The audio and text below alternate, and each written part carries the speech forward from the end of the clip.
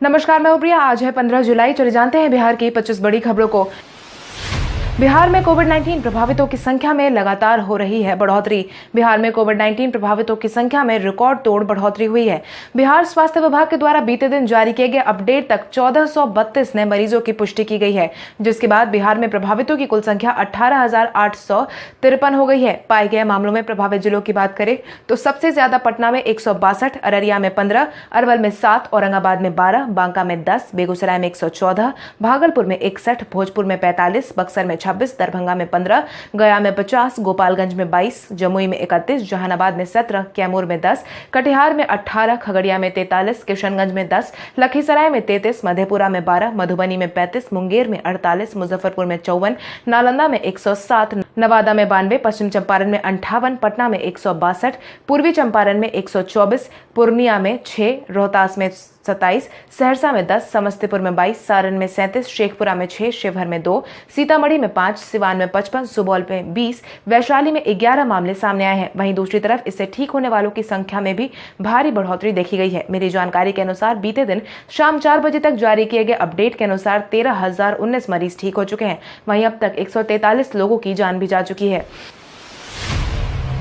31 जुलाई तक बिहार में पूरी तरह से लगाया गया लॉकडाउन। बिहार में कोविड-19 के बदतर हो रहे हालत को देखते हुए सरकार ने बड़ा फैसला लिया है, जिसके तहत बिहार में 31 जुलाई तक लॉकडाउन लगाने का फैसला लिया गया है, जिसके तहत इस दौरान राज्य सरकार के दफ्तर बंद रहेंगे। जरूरी सेवाओं को छोड़कर सब कुछ बंद कर दिया जाएगा। वहीं पुलिस, होमगार्ड, सिविल डिफेंस, आपातकालीन सेवा, बिजली ऑफिस, आपदा विभाग की सेवाएं चालू रहेंगी। हालांकि इन सभी कार्यालय में कम से कम कर्मियों के साथ काम करने की अपील की गई है। इसके अलावा दूसरे दफ्तरों के कर्मियों को वर्क फ्रॉम होम की अपील की गई है। इस दौरान बंद में धार्मिक स्थल भी बंद रहेंगे। शॉपिंग मॉल तक को बंद रखा जाएगा।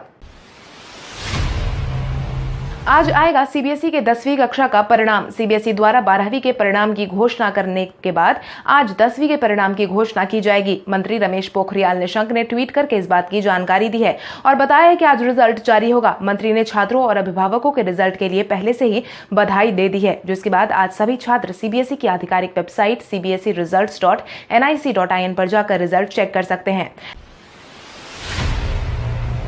मुख्य अपर सचिव आमिर सुबहानी भी आए कोविड-19 की चपेट में। बिहार सरकार के गृह विभाग के अपर सचिव आमिर सुबहानी भी कोविड-19 संक्रमित पाए गए हैं। उनकी रिपोर्ट पॉजिटिव आई है। इससे पहले बिहार के कई जिलों के डीएम कोविड-19 से संक्रमित पाए जा चुके हैं। बिहार के मुख्य सचिव के दफ्तर में भी कोविड-19 की एंट्री हो चुकी है। मिली जानकारी के अनुसार कोविड-19 की एक नई सूची सामने आई है, जिसमें कुल मिलाकर 15 लोगों की रिपोर्ट पॉजिटिव आई है, जिसमें आमिर सुबहानी का नाम भी शामिल था। स्टूडेंट क्रेडिट कार्ड के जरिए नीतीश कुमार ने सभी छात्रों के लिए उच्च शिक्षा के खोले दरवाजे। जनता दल यूनाइटेड के पूर्व विधान पार्षद और छात्र जनता दल यूनाइटेड के प्रभारी प्रोफेसर रणवीर नंदन ने स्टूडेंट क्रेडिट कार्ड स्कीम पर चर्चा की है। मिली जानकारी के अनुसार जनता दल यूनाइटेड के प्रभारी ने ट्यूसडे टॉक के तहत यह चर्चा की है, जिसके दौरान उन्होंने कहा कि प्रदेश में छात्रों को लेकर जिस तरह से काम किया जा रहा है वो बहुत ही बेहतर संकेत दे रहा है। माननीय मुख्यमंत्री ने जब 2015 में सत्ता संभाली तो उन्होंने उच्च शिक्षा तक तमाम वर्ग के छात्रों को पहुंचाने की योजना पर काम किया है। माननीय मुख्यमंत्री ने स्टूडेंट क्रेडिट कार्ड योजना लॉन्च कर शिक्षा के क्षेत्र में बेहतरीन बदलाव लाया है।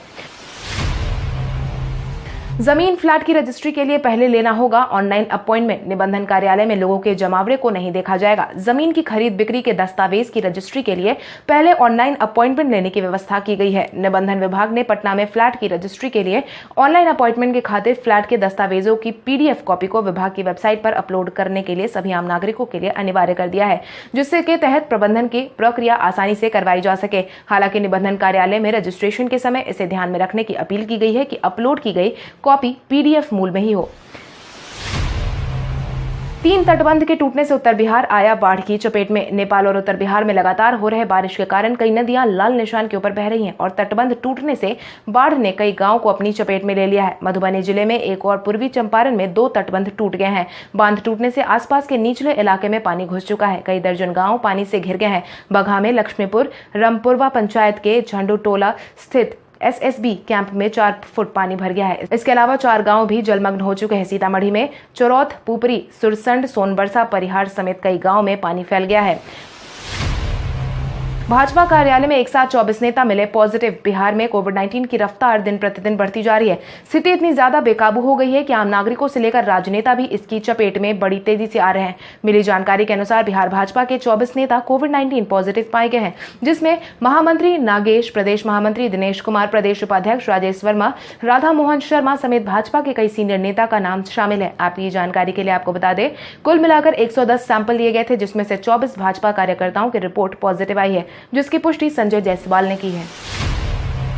जदयू ने सोशल मीडिया टीम की तैयार। बिहार विधानसभा चुनाव को ध्यान में रखते हुए सभी पार्टियों ने डिजिटल माध्यम से अपनी तैयारियों को सिलसिलेवार तरीके से शुरू करने की प्रक्रिया शुरू कर दी है, जो उसके बाद सोशल मीडिया का बहुत महत्व माना जा रहा है। इस साल के विधानसभा चुनाव में माना जा रहा है कि प्रदेश की सत्तारूढ़ जदयू ने भी अपनी सोशल मीडिया टीम को तैयार कर लिया है, जिसके बाद सोशल मीडिया टीम प्रभारी अमरदीप के अनुसार यह टीम लगातार नीतीश कुमार के विचारों को जन जन तक पहुंचाने का काम कर रही है। फेसबुक लाइव के दौरान वर्चुअल कार्यक्रम के दौरान कई लाख फॉलोअर्स भी जदयू के साथ जुड़ चुके हैं।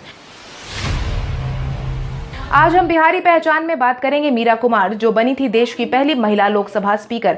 बिहार की बेटी और लोकसभा की पूर्व अध्यक्ष मीरा कुमार को देश की प्रथम महिला लोकसभा स्पीकर बनने का गौरव प्राप्त हुआ है। मीरा कुमार देश के पूर्व प्रधानमंत्री बाबू जगजीवन राम की बेटी हैं। मीरा कुमार का जन्म 31 मार्च 1945 को बिहार की राजधानी पटना में हुआ था। मीरा कुमार बचपन से ही पढ़ाई लिखाई में बहुत ही तेज तर्रार थी, जिसकी वजह से पिता जगजीवन राम और माता इन्हें बेहद ही प्यार करते थे। मीरा कुमार की प्रारंभिक शिक्षा दिल्ली के प्रतिष्ठित महारानी गायत्री देवी स्कूल में हुई थी। इतना ही नहीं, मीरा कुमार काफी दिनों तक ब्रिटेन, स्पेन और मॉरिशस की उच्चायुक्त भी रही हैं। हालांकि वर्ष 1984 में मीरा कुमार ने भारतीय विदेश सेवा से इस्तीफा दे दिया था। प्रधानमंत्री केपी शर्मा ओली के बयान पर सीता नगरी में दिखा गुस्सा। नेपाल के प्रधानमंत्री केपी शर्मा ओली ने भगवान राम का जन्म अयोध्या नगरी में होने की बात कही थी। भारत में लोगों का गुस्सा जिसके बाद बढ़ता ही जा रहा है। कश्मीर से लेकर कन्याकुमारी तक उनके इस बयान की आलोचना हो रही है। नेपाल सीमा से सटे माता सीता की नगरी सीतामढ़ी में खूब आलोचना हो रही है, जिसके बाद नेपाली प्रधानमंत्री के खिलाफ सभी लोगों ने आवाज उठाना शुरू कर दिया है। लोगों का कहना है कि नेपाल के प्रधानमंत्री ने जिस तरीके से बयान दिया है, उससे यह साबित होता है कि उनका मानसिक संतुलन बिगड़ चुका है। माता सीता जन्मस्थली कहे जाने वाले शहर सीतामढ़ी के पुनरुद्धार के लोगों में भी नेपाल के पीएम के बयान पर भारी गुस्सा देखने को मिल रहा है। बिहार कांग्रेस चुनाव अभियान समिति ने सभी जिलों के लिए पर्यवेक्षक किया नियुक्त। बिहार विधानसभा चुनाव को ध्यान में रखते हुए पहले कांग्रेस संगठन को मजबूत करने में जुटी हुई है। अभी हाल ही में कांग्रेस चुनाव मुहिम समिति की तरफ से सभी जिलों में पर्यवेक्षक की तैनाती कर दी गई है। बिहार कांग्रेस चुनाव मुहिम समिति के अध्यक्ष अखिलेश प्रसाद सिंह ने सभी जिलों के लिए कांग्रेस नेताओं को बतौर पर्यवेक्षक मनोनीत कर दिया है, जिसकी जानकारी भी उन्होंने खुद साझा की है। सुशांत के जाने के 1 महीने बाद उनकी याद में अंकिता ने डाला पोस्ट। सुशांत सिंह राजपूत के जाने से ठीक 1 महीने बाद उनकी पिछली गर्लफ्रेंड रह चुकी अंकिता लोखंडे ने बीते दिन सोशल मीडिया पर दिए की फोटो को शेयर किया है। सुशांत सिंह राजपूत के जाने के बाद अंकिता काफी ज्यादा परेशान रह रही थी। उन्होंने सुशांत के जाने के बाद से अपने सोशल मीडिया पर एक भी पोस्ट शेयर नहीं किया था। 1 महीने से अंकिता किसी भी सोशल मीडिया साइट पर एक्टिव नहीं थी, जिसके बाद अब जाकर के उन्होंने दिए की तस्वीर को शेयर किया है। उसमें उन्होंने कैप्शन में लिखा है, भगवान का बच्चा। भाजपा के दफ्तर में कोविड-19 प्रभावित मिलने के बाद तेजस्वी यादव और निखिल आनंद आए आमने सामने। बिहार भाजपा के दफ्तर में 24 लोग कोविड-19 पॉजिटिव पाए गए हैं, जिस पर नेता प्रतिपक्ष तेजस्वी यादव ने अपनी प्रतिक्रिया जाहिर की है, जिसके तहत उन्होंने कहा कि बिहार के लोगों की जान जा रही है और भाजपा वर्चुअल रैली करने में व्यस्त है। उसी का नतीजा है कि आज एक साथ 75 नेता कार्यकर्ता कोविड-19 संक्रमित पाए गए हैं, जिस पर भाजपा के प्रवक्ता निखिल आनंद ने जवाब देते हुए कहा है कि राजद कांग्रेस के लोग भाजपा पदाधिकारियों के बीच कोविड-19 संक्रमण संबंधित बयानबाजी कर अफवाह फैलाकर गलत राजनीति करने में लगे हुए हैं। हकीकत यह है कि 110 लोगों की जांच में पार्टी पदाधिकारियों के साथ कुछ स्टाफ, सुरक्षाकर्मी, आसपास के सफाई कर्मी का नाम शामिल है। कुल 24 लोग संक्रमित पाए गए हैं, जिसमें से 5 लोग भाजपा के प्रदेश पदाधिकारी हैं। बिहार के 12 जिलों में मौसम विभाग में आंधी तूफान के साथ बारिश की जताई गई संभावना। बिहार में अगले 2 दिनों तक मौसम का मिजाज काफी खराब रहने वाला है। मौसम विभाग के पूर्वानुमान के अनुसार राज्य के 12 जिलों में मौसम विभाग ने सतर्कता जारी कर दी है। मौसम विभाग की तरफ से जारी किए गए सतर्कता में आंधी तूफान के साथ बारिश का पूर्वानुमान जारी किया गया है, जिसके तहत बक्सर, रोहतास, भभुआ, औरंगाबाद और अरवल के अलावा पटना, गया, नवादा और वैशाली में हल्की बारिश की संभावना जताई गई है। हालांकि बिहार के अन्य इलाके में बारिश से थोड़ी राहत मिलने की उम्मीद जताई गई है। नियमों का पालन नहीं करने वालों से 2 करोड़ का कटा चालान। कोविड-19 के इस माहौल में लगातार सरकार सभी आम नागरिकों से नियमों का पालन करने की अपील कर रही है, मगर कुछ लोग सुधरने का नाम नहीं ले रहे हैं। मिली जानकारी के अनुसार बीते दिन से पिछले 24 घंटे में 622 वाहन जब्त किए जा चुके हैं और 15,27,300 रुपए की राशि जुर्माने के रूप में वसूली गई है। इसी तरह 1 जुलाई से अब तक 2,28,74,900 की राशि जुर्माने के रूप में वसूल ली गई है। पुलिस महानिदेशक ने आगे यह भी बताया है कि मास्क नहीं पहनने पर भी सख्त से सख्त कदम उठाए गए हैं। बीते दिन पिछले 24 घंटे में मास्क नहीं पहनने वालों से 2,868 व्यक्तियों से 1,43,400 रुपए की राशि वसूली गई है।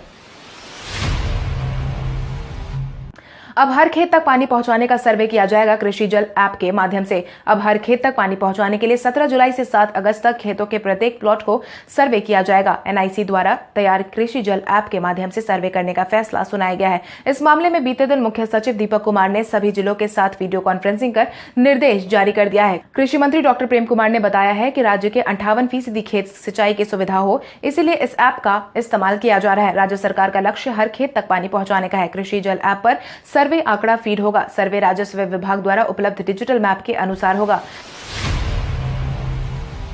बिहार में पैक्स चुनाव को किया गया कैंसिल। बिहार में पैक्स चुनाव को कैंसिल कर दिया गया है। राज्य निर्वाचन प्राधिकार ने बड़ा फैसला लेते हुए उक्त आदेश जारी किया है। बिहार राज्य निर्वाचन प्राधिकार ने पैक्स चुनाव को तत्काल कैंसिल किए जाने का आदेश जारी करते हुए एक नोटिफिकेशन जारी कर दिया है, जिसमें सभी जिलों को इसकी सूचना जारी कर दी गई है। हालांकि राज्य निर्वाचन प्राधिकार ने चुनाव स्थगित किए जाने के पीछे खराब मौसम का हवाला दिया है। इसमें कोविड-19 का कहीं भी जिक्र नहीं किया गया है, क्योंकि कई जिलों में बाढ़ की स्थिति काफी ज्यादा गंभीर बन गई है। इसलिए स्थिति को देखते हुए चुनाव को स्थगित करने का फैसला लिया गया है।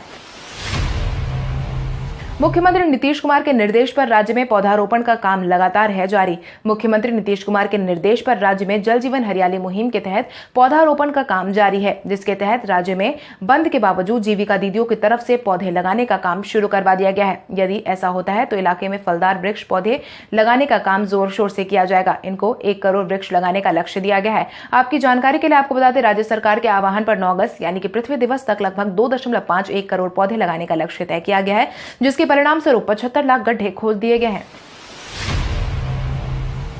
पटना एम्स में कोविड-19 मरीजों का होगा इलाज। पटना एम्स में इमरजेंसी सेवा को बंद कर दिया गया है। वहीं अस्पताल को कोविड-19 समर्पित घोषित कर दिया गया है, जिसके तहत सामान्य इमरजेंसी मरीजों की सेवा तत्काल बंद कर दी गई है। यहां सिर्फ कोविड-19 संक्रमित मरीजों का इलाज किया जाएगा। इसके लिए बैनर भी लगा दिया गया है। पटना एम्स के निदेशक डॉक्टर प्रभात कुमार सिंह ने भी इस बाबत अपना बयान जारी करते हुए बताया कि एम्स में बड़े पैमाने पर सामान्य इमरजेंसी और कोविड-19 संक्रमित मरीज पहुंच रहे हैं, जिससे सभी मरीजों के साथ न्याय करना संभव नहीं हो पाएगा। ऐसे में अस्पताल प्रशासन की ओर से कोविड-19 मरीजों पर ही फोकस करने का निर्णय लिया गया है।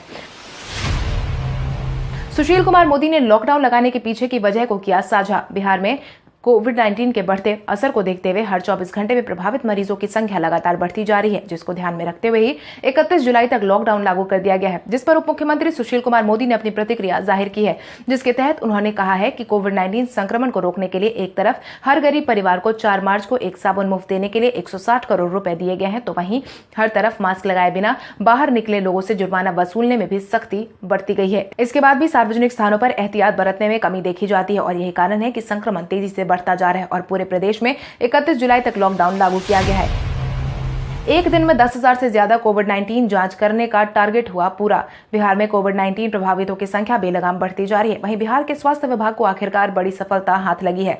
मुख्यमंत्री नीतीश कुमार की तरफ से किए गए वादे अनुसार बीते 24 घंटे में बिहार में 10,000 कोविड-19 सैंपल की जांच की गई है। स्वास्थ्य विभाग की तरफ से जारी किए गए आंकड़ों के बाद स्वास्थ्य मंत्री मंगल पांडे ने विभाग की इस उपलब्धि पर खुशी जाहिर की है। मंगल पांडे ने कहा है कि बिहार में जांच का दायरा बढ़ाकर 10,000 से ऊपर कर दिया गया है। पप्पू यादव ने मुख्यमंत्री नीतीश सरकार पर लगाए आरोप। बिहार के जन अधिकार पार्टी के मिलन समारोह के दौरान कई नेता और कार्यकर्ता पार्टी के साथ जुड़ते देखे गए हैं। इस दौरान जाप नेता ने होम सेक्रेटरी में कोविड-19 पॉजिटिव होने पर अपनी प्रतिक्रिया जाहिर की है, जिसके तहत उन्होंने कहा कि जब गृह सचिव भी संक्रमित हो सकते हैं तो फिर बाकी कौन रहेगा। इसीलिए हमारी मांग है कि चुनाव स्थगित कर दी जाए। इतना ही नहीं, उन्होंने यह भी कहा कि स्कूल कॉलेज बंद है, रोजगार खत्म है, मजदूर सड़क पर आ गए, तो फिर नीतीश कुमार सड़क पर क्यों नहीं आए हैं। लॉकडाउन के दौरान दुकानदार, स्कूल समेत अन्य निजी संस्थानों की बिजली बिल को कम करने के बारे में भी सरकार सोच विचार करे। टीम इंडिया के विकेटकीपर केएल राहुल ने पोस्ट की एक तस्वीर। टीम इंडिया के विकेटकीपर बल्लेबाज केएल राहुल ने बीते दिन अपना सोशल मीडिया साइट से अपने पहले प्यार की तस्वीर को शेयर किया है और बताया है कि वो उन्हें कितना मिस करते हैं। कोविड-19 की वजह से सभी खिलाड़ी घरों पर ही रहने पर मजबूर है, जिसके तहत राहुल ने ट्वीट कर अपने पहले प्यार क्रिकेट को मिस करने की बात कही है। उन्होंने अपनी क्रिकेट किट के साथ एक तस्वीर डाली है। इस तस्वीर में वो अपने हेलमेट के साथ खड़े नजर आ रहे हैं, जबकि उनके सामने 3 बल्ले रखे हुए हैं। सामने जमीन पर पैड और ग्लव्स भी रखा हुआ है। आपकी जानकारी के लिए आपको बता दें, कोविड-19 के बढ़ते प्रभाव के कारण सभी खिलाड़ी फिलहाल मैदान से दूर चल रहे हैं। सुंदर पिचाई ने गूगल द्वारा हर भारतीय को उन्हीं की भाषा में सूचना पहुंचाने का किया दावा। गूगल के सीईओ सुंदर पिचाई ने गूगल फॉर इंडिया के 6ठे संस्करण कार्यक्रम के दौरान कहा कि हर भारतीय तक उन्हीं की भाषा में सस्ती सूचनाएं पहुंचा जाने का प्रयास गूगल जरूर करेगा। भारत की जरूरत के मुताबिक नए उत्पाद और सेवाओं का निर्माण किया जाएगा और कारोबारियों को डिजिटल बदलाव के लिए सशक्त बनाया जाएगा। स्वास्थ्य, शिक्षा व कृषि जैसे क्षेत्रों में सामाजिक भलाई के लिए मेधा और प्रौद्योगिकी लाभ पहुंचाना भी हमारा मकसद होगा। इतना ही नहीं, उन्होंने यह भी बताया कि कोविड-19 के चलते दुनिया समेत भारतीय शिक्षा में बदलाव हुआ है। आज घर बैठे बैठे छात्रों को ऑनलाइन क्लासरूम से जुड़ने के लिए शिक्षकों को ई ट्रेनिंग दी जा रही है।